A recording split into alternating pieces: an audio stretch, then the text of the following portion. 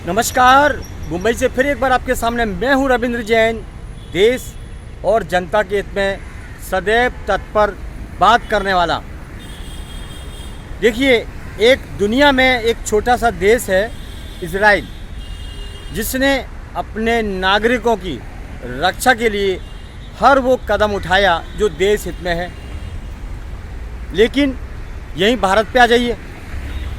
भारत के नेताओं को तो सत्ता की पड़ी है, सत्ता, सीट चाहिए। करप्शन होने दो, कत्लेआम होने दो, मर्डर होने दो, देश को टूटने दो, पर इनकी राजनीति में और इनकी सत्ता में कमी नहीं आनी चाहिए। ऐश करना है इनको, मौज करना है इनको। अभी यशस्वी शिंदे का कत्ल कर दिया सद्दाम ने। ये मुंबई की घटना है। तो ऐसे आए दिन होती रहती है। जिसका वीडियो वायरल हो गया उस पर संज्ञान हो गया। बाकी तो आप जानते हैं कैसा है अंधा कानून।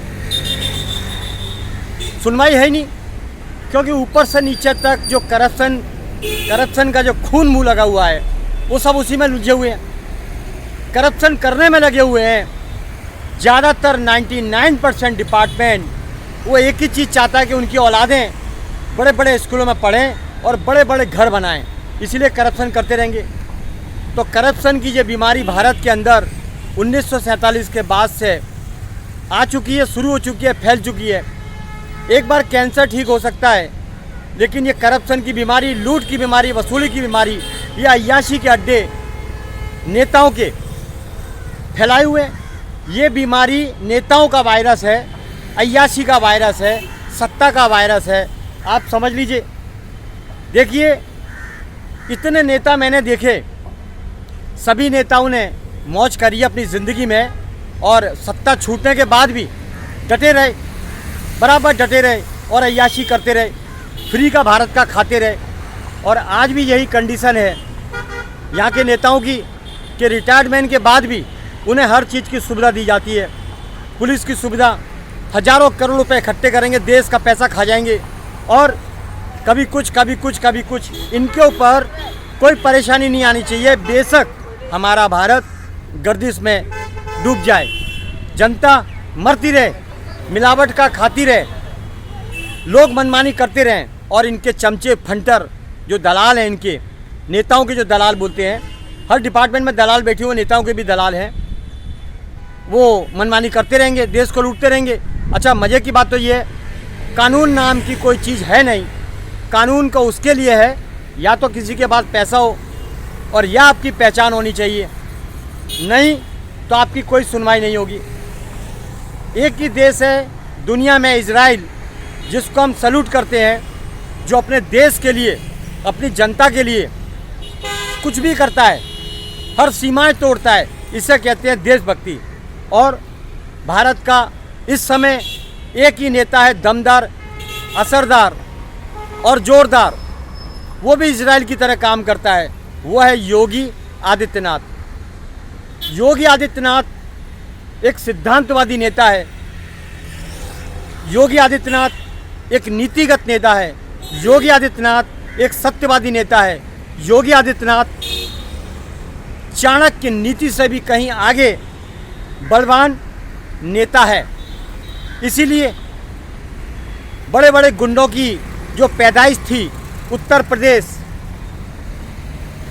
उन्होंने उस गढ़ को ख़त्म कर दिया। गुंडे, माफिया, लफंगे, लुच्चे, नशे के कारोबार करने वाले उत्तर प्रदेश में जो पैदा होते थे वो सब ख़त्म कर दिए। हालांकि एक ही व्यक्ति है योगी, उसका कोई खर्चा नहीं है। भगवा वस्त्र भारत की संस्कृति को बचाने का एक सबसे बड़ा ताकतवर व्यक्ति है योगी आदित्यनाथ। लेकिन कुछ लोग जो मुगलों से संबंध रखते हैं, कुछ लोग जो हराम का खाते हैं, कुछ लोग जो देश को नुकसान पहुंचाना चाहते हैं, देश के गद्दार हैं, वो उनका विरोध करते हैं। उनका विरोध ये लफंगे लुटेरे इसलिए करते हैं क्योंकि योगी आदित्यनाथ ने सबका हराम का खाना, देश को लूटना बंद कर दिया। सच्चा इंसान तो सच्चा ही होता है। योगी आदित्यनाथ के बारे में जितनी हम बात करेंगे उतना कम है, जितनी तारीफ़ करेंगे उतना कम है। वो एक असल योद्धा है।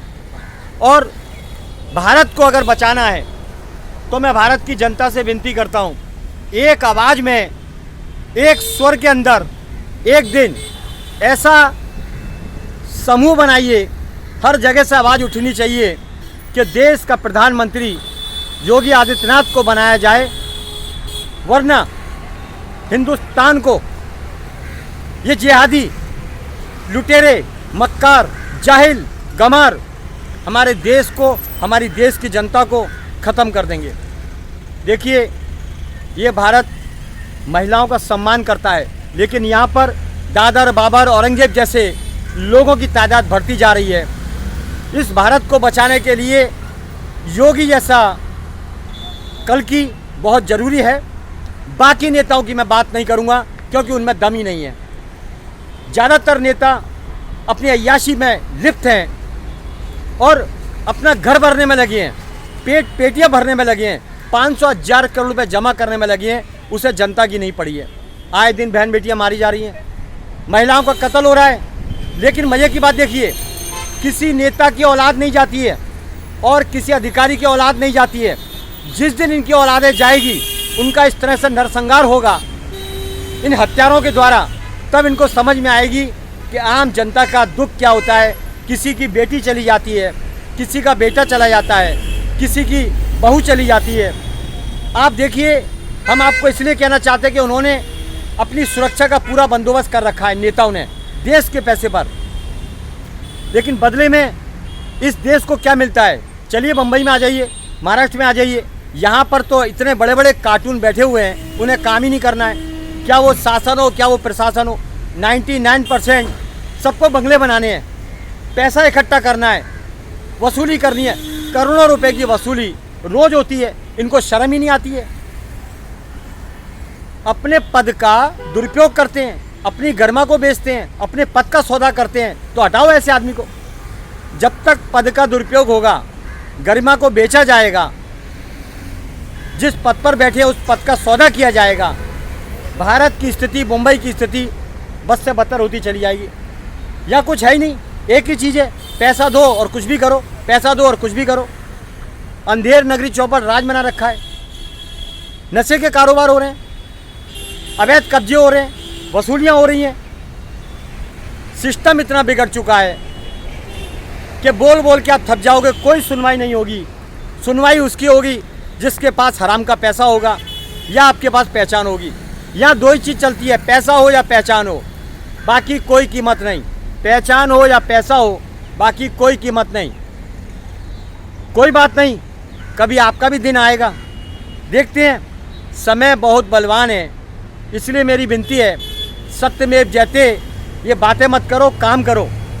यहाँ कैसा हो रहा है कानून व्यवस्था, सबसे बड़ा भ्रष्टाचार, सबसे बड़ा वसूली का कांड, और जो भी कांड होते हैं उसमें शासन प्रशासन 99% मिला हुआ रहता है। ये देखिए कैसे, हम आपको बताते हैं। आपने कभी पेपर पढ़ा होगा, मंत्रालय से कभी किसी की फाइल गायब हो गई, कोर्ट से फाइल गायब हो गई, दस्तावेज गायब हो गए। अब आप देख लीजिए, मंत्रालय से फाइलें गायब हो गई, कोर्ट से फाइल गायब हो गई। जब ऐसी मजबूत जगह जहाँ से देश नियंत्रण होता है वहाँ से गायब हो जाती हैं, तो आम आदमी कैसे गायब होगा, कैसे गायब नहीं होगा? आप अंदाज़ लगा लीजिए। ये चाहेंगे कुछ भी कर देंगे। अब जैसे हम बोलते हैं, हमारी बोला इनको बहुत बुरा लगता है, तो हमें भी कभी फंसा देंगे या उड़ा देंगे। क्यों उड़ा देंगे? क्योंकि मुगलों ने ऐसा किया था। तो आप समझ जाइए कि ये भारतीय नहीं है। अंग्रेज़ों ने ऐसा किया था, तो आप समझ जाइए ये हिंदुस्तानी नहीं है। जो आवाज़ उठाता है उसे गोली मार दी जाती है या उसे पुलिस में फंसवा दिया जाता है। ये वही लोग करेंगे जो हिंदुस्तान की मिट्टी से पैदा नहीं है। हिंदुस्तान की मिट्टी में तो छत्रपति शिवाजी महाराज ने जन्म लिया है, हिंदुस्तान की मिट्टी में अहिल्याबाई ने जन्म लिया है, हिंदुस्तान की मिट्टी में पृथ्वीराज चौहान ने जन्म लिया है, हिंदुस्तान की मिट्टी में महाराणा प्रताप ने जन्म लिया है। ये वो योद्धा थे जिन्होंने सामने कहकर वार किया है। ये गद्दार नहीं है आज की तरह। ये नेता तो पता नहीं ज़्यादातर किस जाति के हैं, कहाँ के हैं, क्या है, कौन जात है, क्या नाम पलट के अपनी राजनीति चमकाते हैं, पता नहीं। लेकिन देश के प्रति मोहब्बत अगर है तो वो योगी आदित्यनाथ को है, जो रियली में एक फैक्ट नेता है।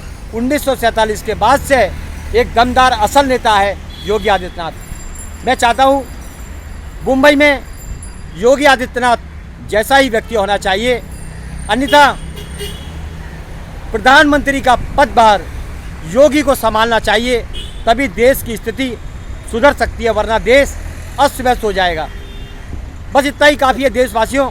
योगी के लिए आवाज़ उठाइए कि प्रधानमंत्री पद पर योगी की दावेदारी को मजबूत बनाइए। जय हिंद। मैं हूँ रविंद्र जैन, मुंबई से।